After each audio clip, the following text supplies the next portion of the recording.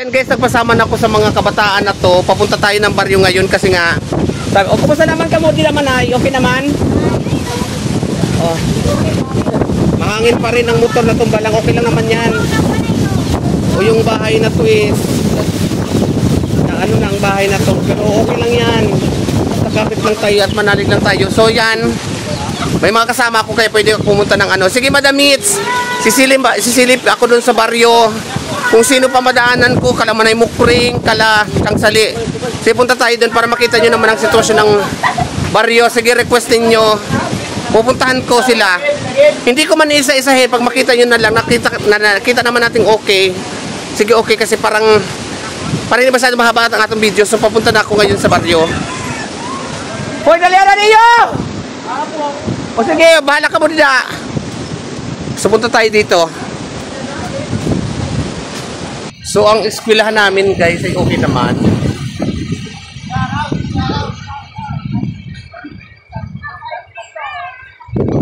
Ang mga bagal sila mga piyos.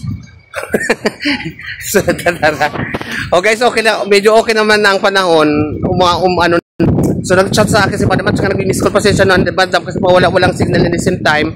Tinitipid ko ay itong ano. So, Merry Christmas, wait lang.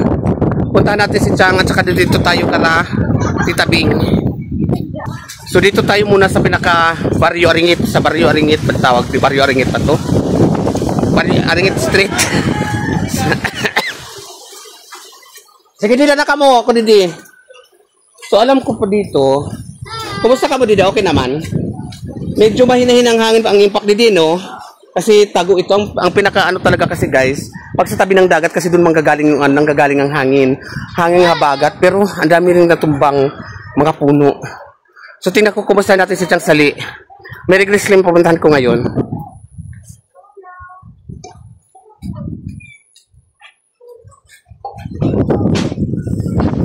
So yan ang sitwasyon didi. So naglilinis na, ang dami nahulog ng mga bayabas.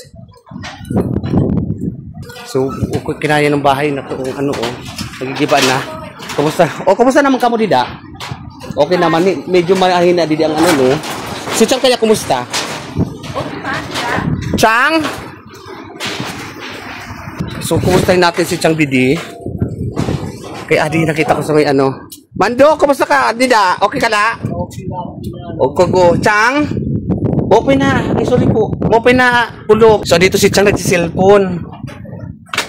Impaka di ako ni Rakon kumusta ka nagba-Bible man siya yung taon. Pero okay ka man lang didi. Okay ka didi kay impakuan ka na ni Rakon nag-alala sila.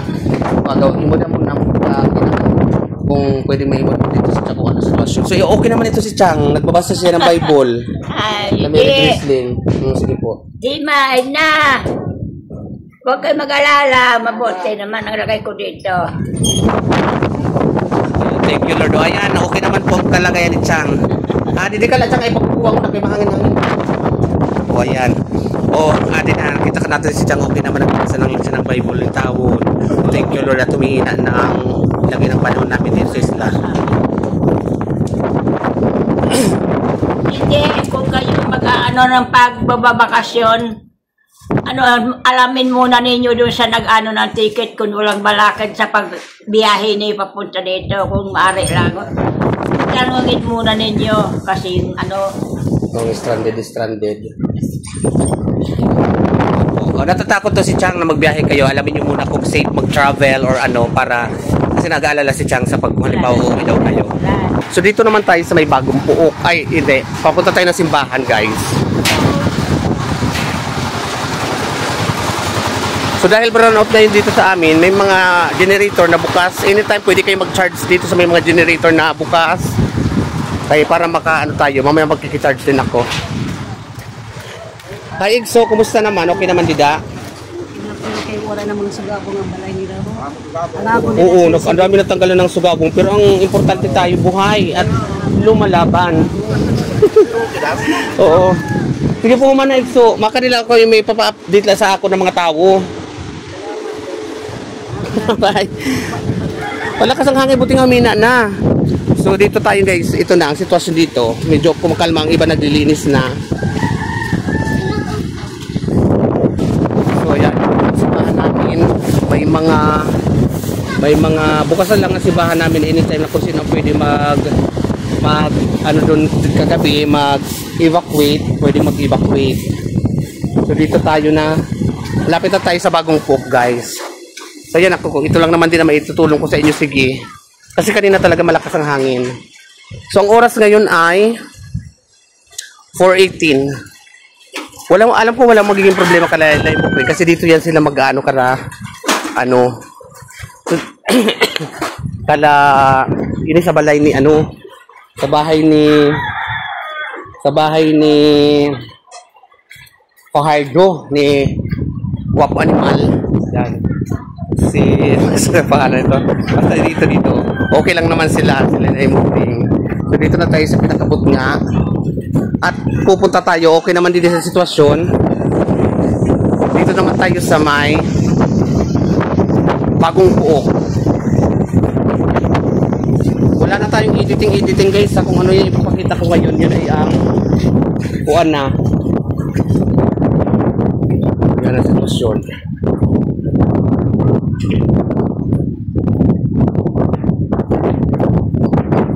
Ang daming mga motor. May mga tali-tali.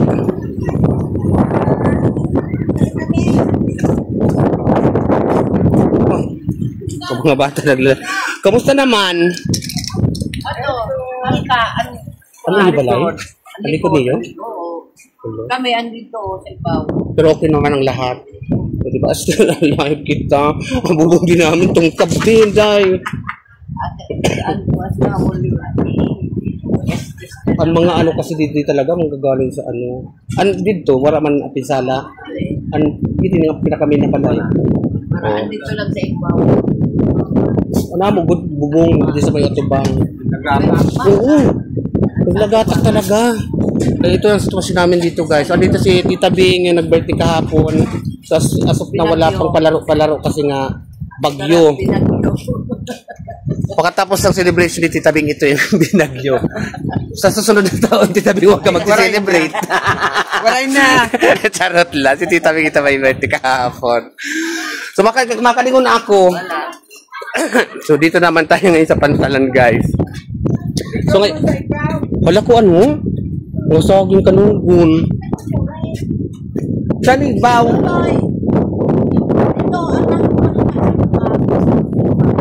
Didi, kukunan ko na lang didi sa Pantalan ako. So, okay naman didi.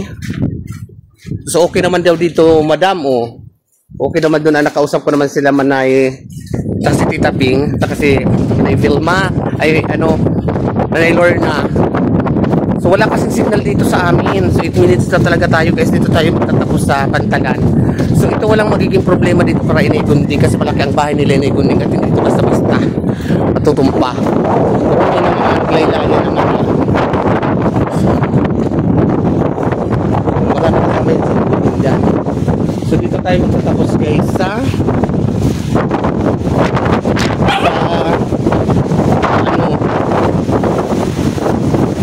Pantalan. Kung hindi na was out pero bakay kain na yun. Malakas mag-hangin sa snow. Racing bangs, guys. Okay, sana naman ito. Okay naman po sila. Wala naman ang problema si Charles. Babae ko lang siya. Okay naman, wala naman daw sira. Kapag si Tabing.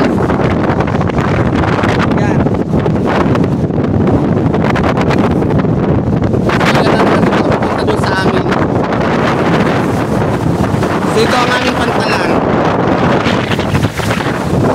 So, yan. Thank you, Lord. At pinuninahan na walang imposible sa panalangin. Kaya ika nga.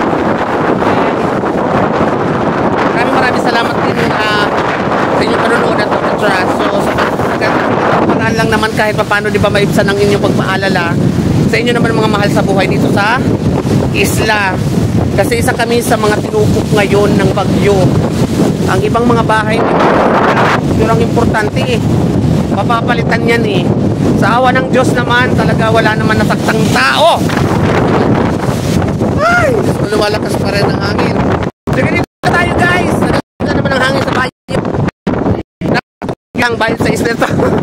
So ma-open na kulog sa yung katanan. So update lang tayo na guys. At baka malumat ako. Magka-charge din ako sa mga dito. Diyos ko. Nabasa ako. Oh my God.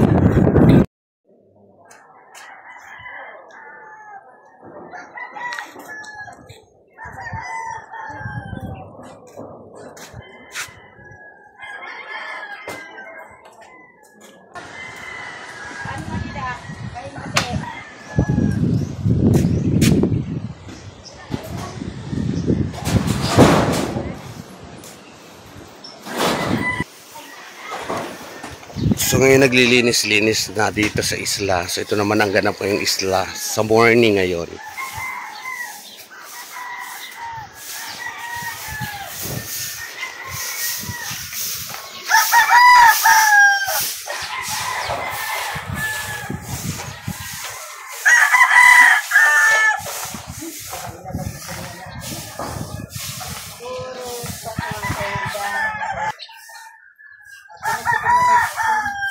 So ayan guys, ma-open na aga sa yung tanan. So sa mga kapatid ko na nag-aalala sa amin ni Inay.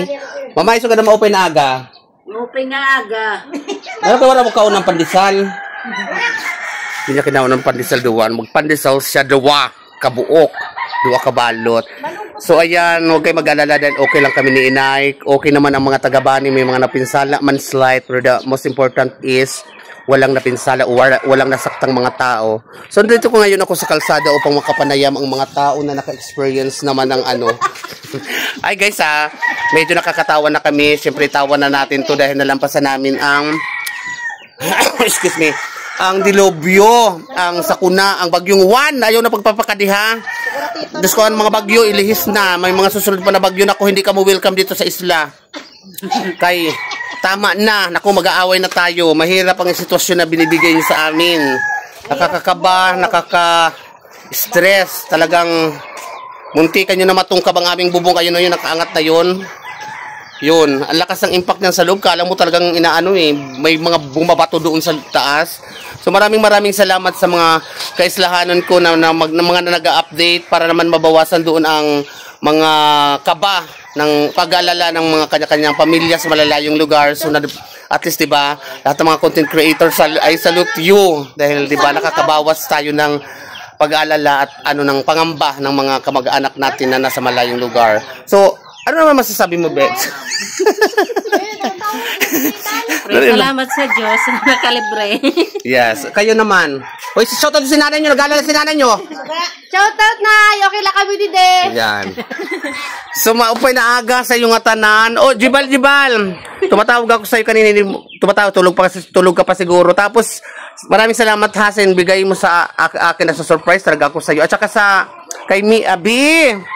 Maraming salamat kasi kasagsagan ng bagyo. Nakakapag-upload ako sa nag-load ako ng data. Ako binigyan din ako ng pang-load niya at saka pang-merienda namin. Maraming salamat sa inyong tanan. So, mabuhay kayo and huwag na kayo mag-alala dahil anytime, any update ay talaga magbibigay tayo ng update naman dito sa kaganapan, dito sa isla ng Barangay Bani Labilasari Store din sa Samar. Kaya tara na guys! Pwede na kayo pumunta dito sa isla. Tara sa aming isla. Thank you for watching! Thank you for watching. So ayan guys, dito dahil brownout sa isla, karamihan dito kalamika nagcha-charge. So galing ang cellphone ko dito. O kasi may solar sila. So ang daming cellphone, ang laking tulong ng solar panel kaya nakaka-charge ang mga tao kasi nga gawa ng bagyo na putol ata ang kuryente namin dito. So dahil sa may solar sila Mika, hi Mika naman, tingin naman dyan. Dito kami ngayon nakakakuha ng source of electricity, nakakapag-charge kami ng cellphone dito, kaya malaking tulong. Damo nga salamat Mika. Umaka din na ako. Yeah, salamat. O, ito pa mga cellphone, Ito pa ho. Tapos may gwapa didi ho. Wala salamat. Nakapag-charge na tayo at makukontak na natin ang ating mga mahal sa buhay sa malalayong lugar. Diba? Malaking tulong ang solar panel. Kasi hanggang ngayon dito guys, wala pa kaming kuryente. At mukhang matatagalan pa magkailaw dito sa isla. So yan, malaking tulong talagang solar. Kasi umaaraw na ngayon guys. Yan, thank you for watching. Nandito ko pala Manay Shirley. Yan, dito kami. Yan, nandun ang nasa taas kasi dyan ang solar nila. So uwi na ako guys.